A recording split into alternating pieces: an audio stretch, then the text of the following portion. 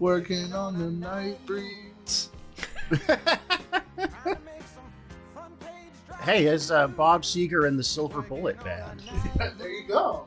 Just making a movie where Bob Seger hunts werewolves. That was Bob Seger was a go-to classic whenever I worked like closing shift at retail and just would like listen to dad rock, trying not to kill myself on the way home. Yeah, Bob Seger's like good mood music, I feel like. Yeah, for me it was like damn, I am also a guy that works hard and has to deal with a bunch of bullshit. You know? Yeah, I'm 50 or 60 years old. Yeah, I'm 50 or 60. I felt like that after those fucking Ross closing shifts, dude. Ooh, Jesus. Those were brutal. So, welcome everybody to our patron episode. I think with the patron episodes, we don't need to do the introduction. You know. No, if you've somehow gotten here and you're confused, I am the Black Casebook. Walt Llewellyn. You are the black. I'm the black. I'm the girl. I would love if I was the Black Casebook. I had a tweet on Blue Sky where it was like the who's the black guy from John Wick that died? Black John Wick. Yeah. I was that. You know how he has that Eric Andre bit where he's like, I wish I was LeVar Burton. You know? No, I don't know that bit. Oh, dude, it's great. He comes out. Oh, you're talking about Lance Reddick, right? Lance Reddick. Yeah, he comes out. It's the Eric Andre show. And he's dressed as a slave, but also Geordi from Star Trek. And he's like, where's my iconic slave role? I wish I was LeVar Burton. And that's how I feel about Walt Casebook, where it's like, damn, he's kind of like the LeVar Burton of comic book Twitter, where he's like, he's the nigga that made it, you know? He's the respectable one. He's going to have a TV show where he teaches kids how to read comics, you know? Hi, Walt. Anyways, hi, Walt. I hope you're listening to this. I love you. Mwah. I love the idea of trying to explain the Kabbalah to like an 8-year-old.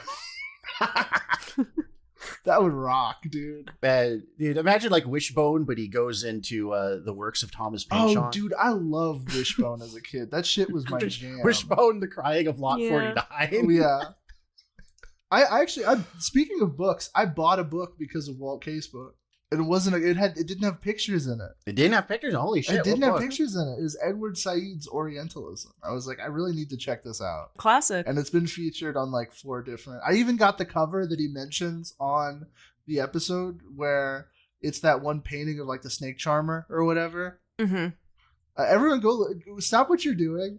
Go listen to the Walt Casebook episode where he talks about Orientalism. No, I think it's the Raja. No. Listen to this episode first and then do that. And then come back. And then come back and think about how good that episode was. And while you're thinking about that, rate us 5 stars on Apple Music or wherever the fuck you listen to podcasts. Yeah. Spotify. Yeah. Please do that. We could use those ratings. Yeah, and then come back and listen to the episode, and we'll sort of create an era of good feelings about the podcast.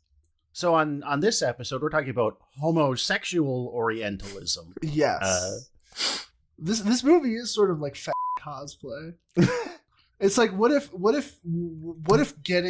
process of getting AIDS also made you into a superhero, but also made you into a werewolf? That was like kind of also like you kind of started acting like Spike from Buffy the Vampire Slayer. Like you're like, no, get away from me, hot girl. You can't see me. I have tattoos on my face, you know? Hot Jewish girl. Wait, did you start watching Buffy? No, I'm just aware of things. Actually, we were talking about Joss Whedon in the Discord today. And I was like, you know what?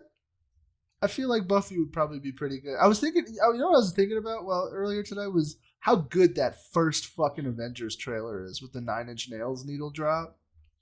Oh, that's a good trailer. Yeah, we lost that juice. We don't got that juice anymore. We did, dude. It's crazy.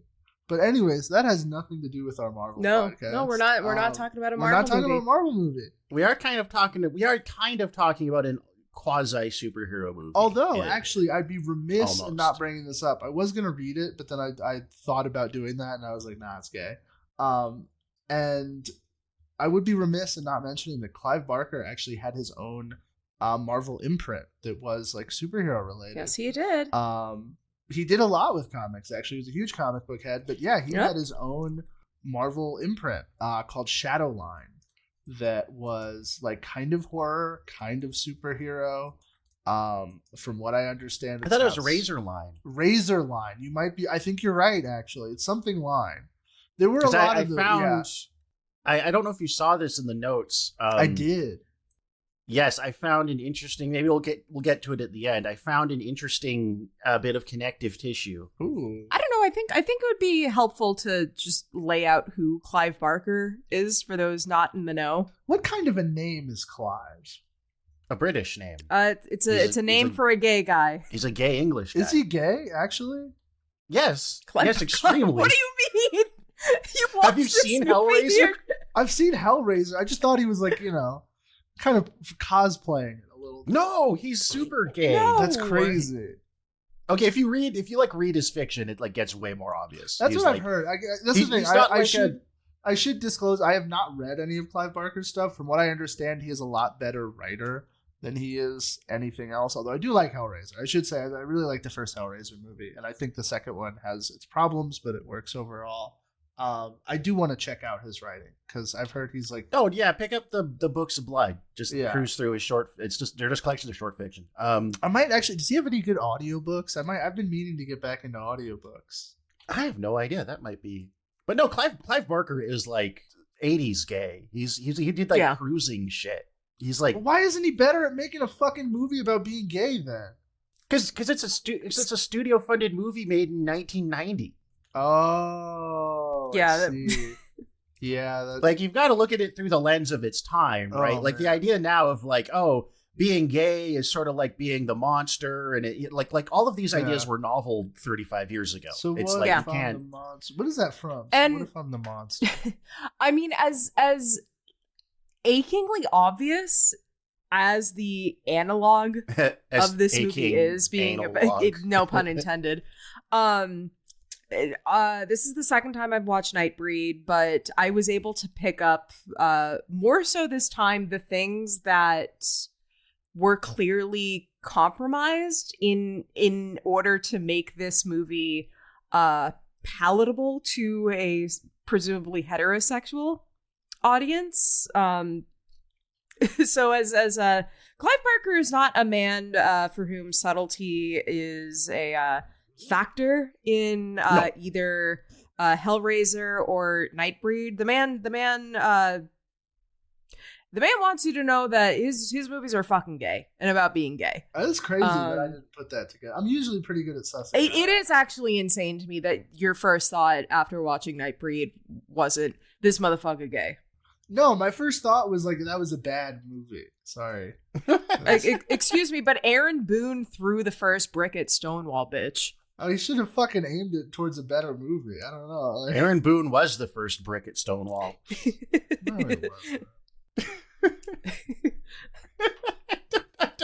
I didn't think that hard about that before I said it. It happened. Not to say that. No, that's Ann Bobby. It happens. Nah, that's mean. I did have the thought though. This is an especially Canadian movie because neither of the leads are particularly like they're not like Hollywood glamorous. Uh-huh. They're like Canadian glamorous. Yeah. No, like the hottest woman. No, that's on the true. planet. I believe Ann Bobby is. I believe she is like the prettiest girl in Calgary in 1990. Yeah, no, she's a Jewish woman, a Jewish woman that's into art, which like I get it, I really do. But I was like, I feel like for this movie you should have gone like black #1 goth, you know? Mm-hmm. Like you'd been like, oh my god. Well, I think the idea is though she's part of like kind of the straight normal world, right? Yeah. So I guess I'll try and summarize like what this movie's about. It's about being gay. Well, what the actual like the literal plot is there's a guy named in addition Aaron to Boone, being gay, and he's got like the kind of insane facial features that only a gay director would cast in his lead. Yeah. Just an insane jaw and like cheekbones, and he's got a girlfriend and he's been having hallucinations and vivid dreams his whole life. about a place called Midian where monsters go and sins are forgiven. They should have called it like 7 out of 10. Yeah, maybe the movie would be better. You know, like why did they call it Midian? You're setting yourself up for failure. Well, I think it is a reference. Like that is an actual biblical reference. Yeah, it's like a biblical. Really? Were there Bible references in the movie? I didn't pick that up. Oh my fucking god! I did. You mean I don't know if you're doing a bit because there's the part where the drunken priest is literally reading from the Bible. Did you watch the director's cut? There's a fucking character in the movie named Baphomet. Baphomet. Yes! I'm doing a bit. The French on it. Okay. Yeah, of course I'm doing a bit. Well, I don't know. You missed. I can't you tell missed so anymore many with you. other God damn things. it. No, I did watch the director's cut, and I did pick up on the very obvious Bible references. And yet the gay content went right over your fucking head. No, I picked up on the fact that the movie was a gay allegory. I didn't pick up on the fact that Clive Barker himself was gay. I didn't get gay director vibes from him. It's like famously gay. That's like not knowing Elton John is gay. He's like gay in the way of just like had an entire hand up his asshole in 1985 gay. Like I get it. I can see it. You know, now that you say it, it's like, okay, yeah, I get it. But have you ever seen a picture of him? No, actually. Look at a picture of Clive Barker. Picture of Good God. He just looks like fucking like Todd McFarlane. Like he just looks like every like this this is what every fucking guy looked like that was like into what if there was a guy with chains all over his body in 1995, you know? To be fair, like Clive Barker did a lot to popularize that. I believe it. I believe it. But like, you know, I wouldn't if you showed me a picture of like Todd McFarlane in the Spawn intro where he's like, "Hi, I'm Todd McFarlane." I wouldn't be like, "Oh, this guy sucks cock." Like I would be like, "This guy is a mediocre comic book writer who is probably having the best day of his life right now."